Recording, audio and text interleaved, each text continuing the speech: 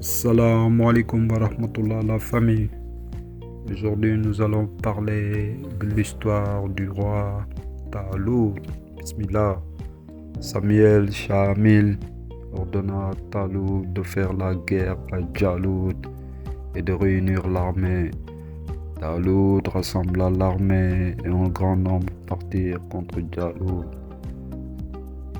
Samuel Shamil donna à Talout une côte de maille en disant: celui qui portera aisément cette côte de maille décidera de la guerre et Jalout périra de ses mains. Talout partit avec l'armée. Jalout l'entendit préparer à la guerre. Le chemin qui prit Talout avec l'armée traversait un désert d'une journée de chemin et très chaud. De l'autre côté du désert était une rivière contenant beaucoup d'eau entre le Jourdain et la Palestine. Les enfants d'Israël devaient passer cette rivière pour aller trouver l'armée de Jalout.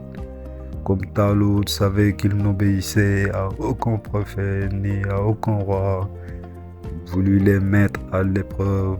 Samuel Shamil le lui avait ordonné en disant: malgré le nombre que tu as, il ne te restera pas plus que le nombre suffisant pour combattre. Arrivé dans ce désert, au milieu du jour, quand la chaleur était devenue très forte et l'armée très altérée et que le jour commençait à baisser et qu'on s'approchait de la rivière de Palestine, Talout éprouva l'armée en disant: Dieu va vous éprouver par une rivière. Celui qui boira de l'eau ne sera pas avec moi, et celui qui n'en boira pas sera avec moi, excepté ceux qui en auront puisé dans le creux de la main. Sourate 2, verset 249, c'est-à-dire: voici la rivière. Maintenant, quiconque se jettera dans l'eau et ne boira pas avant d'être arrivé au bord du Jourdain pourra venir avec moi. Or, l'armée était altérée, ayant traversé le désert par la chaleur et ne tenait pas compte de la défense de Talout. Arrivés à la rivière, ils ne purent se retenir de boire, et l'épreuve de Talout n'eut aucun effet. Ils eurent tous bu de l'eau avant d'avoir passé la rivière, comme il est dit dans le Coran. Ils burent tous, sauf un petit nombre d'entre eux, etc. Ceux-ci, arrivés à l'autre bord, burent en puisant du creux de la main et furent désaltérés. Les autres qui avaient bu sans puiser du creux de la main ne purent se désaltérer. Lorsqu'ils furent en présence de l'armée de Jalout, ils dirent: nous n'avons pas la force aujourd'hui contre Jalout et son armée. Alors Talout les renvoya en disant: vous ne pouvez pas persévérer avec moi. Le nombre de ceux qui retournèrent furent de 76 000 hommes, ceux qui avaient obéi au roi 4 000. Talout continua sa route avec ses 4 000. Lorsqu'ils furent arrivés en présence de Jalout, celui-ci vint à leur rencontre avec 5 000 hommes.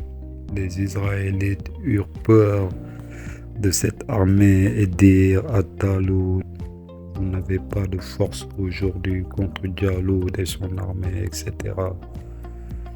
Ceux d'entre eux qui étaient doués d'intelligence dirent aux autres: combien de fois par la permission de Dieu un petit nombre a-t-il pas vaincu un grand nombre? Dieu est avec les persévérants.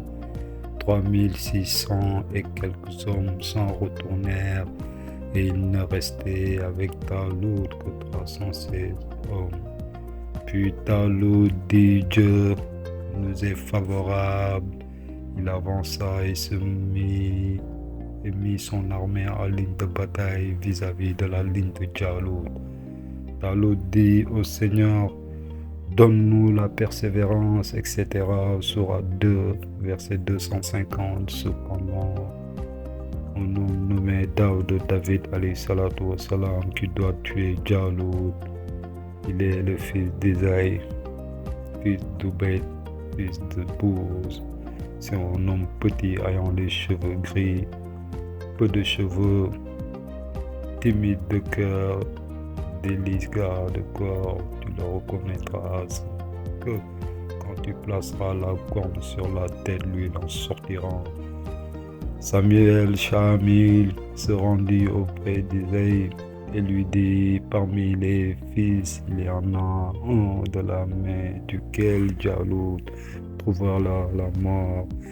Isaïe dit: j'ai 11 fils, des hommes de taille élevée, forts et de bonne apparence.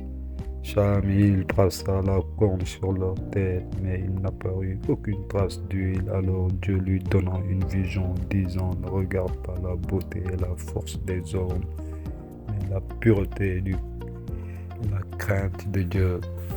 Shamil dit à Isaïe: Dieu t'appelle menteur et dit que tu as encore un autre fils en dehors de cela.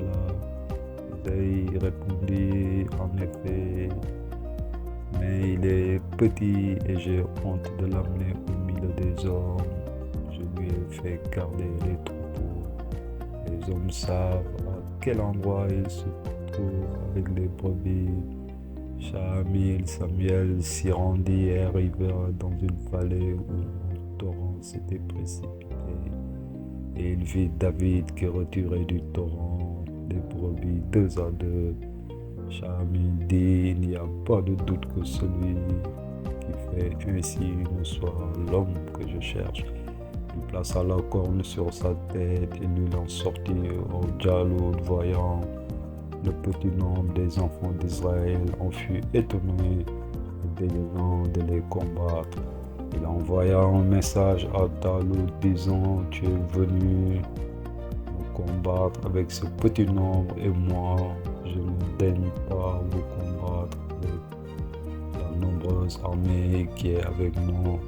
Si tu ressors enfin que nous combattions à nous deux seuls, ou envoie de ton armée celui que tu voudras.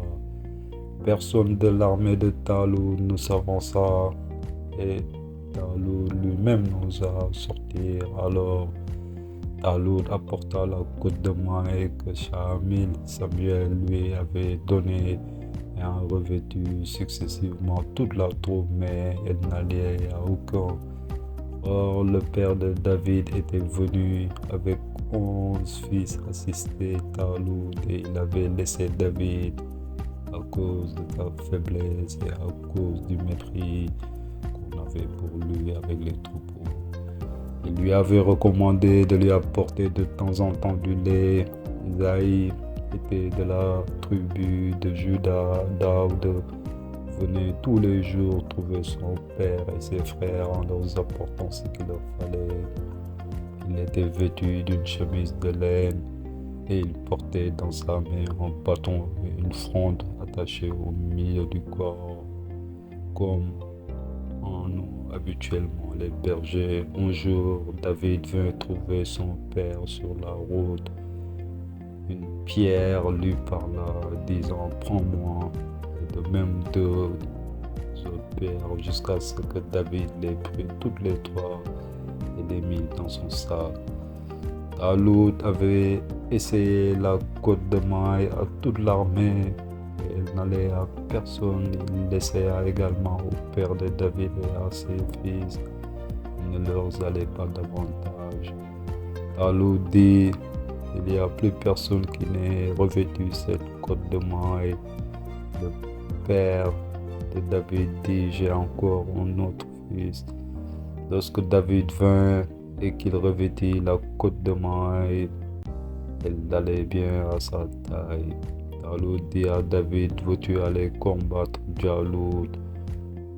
Daoud dit: je le veux. Jalut dit: quelle arme veux-tu et quel cheval? David dit: je n'ai pas besoin d'armes. L'autre dit: comment veux-tu combattre? David répondit: avec cette fronde et ses 3 paires.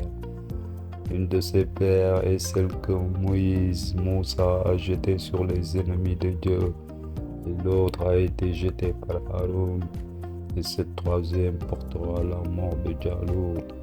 David était faible de corps, il avait les yeux gris, il était petit de taille, jaune de couleur, maigre de visage et ses cheveux étaient roux.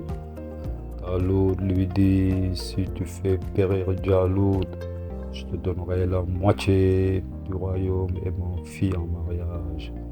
David alayhi salatu wassalam répondit, je le tuerai par la puissance de Dieu. Puis il s'avança devant la ligne de bataille, s'y arrêta et prononça la formule Bismillah, au nom de Dieu. Jaloud était un homme grand et inspira la terreur.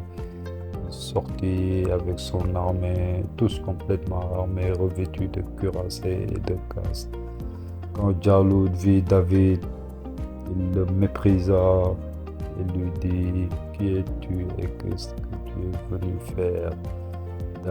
Daoud répondit, je suis venu pour te combattre et pour te tuer.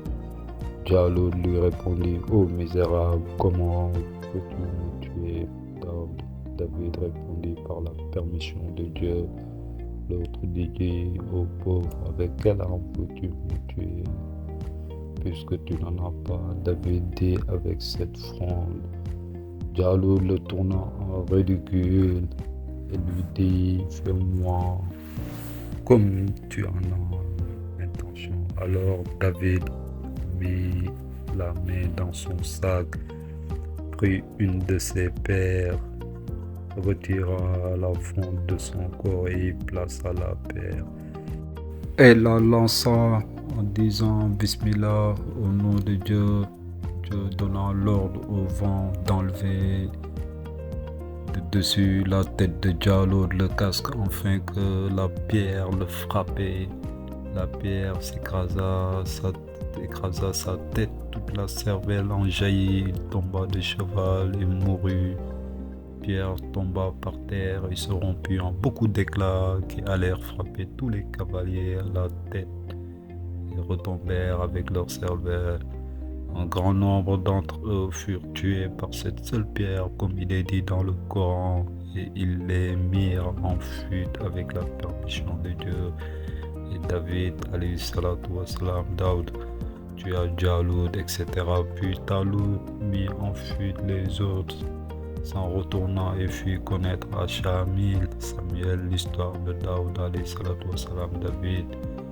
Shamil dit à Taloud, accomplis ce que tu as promis.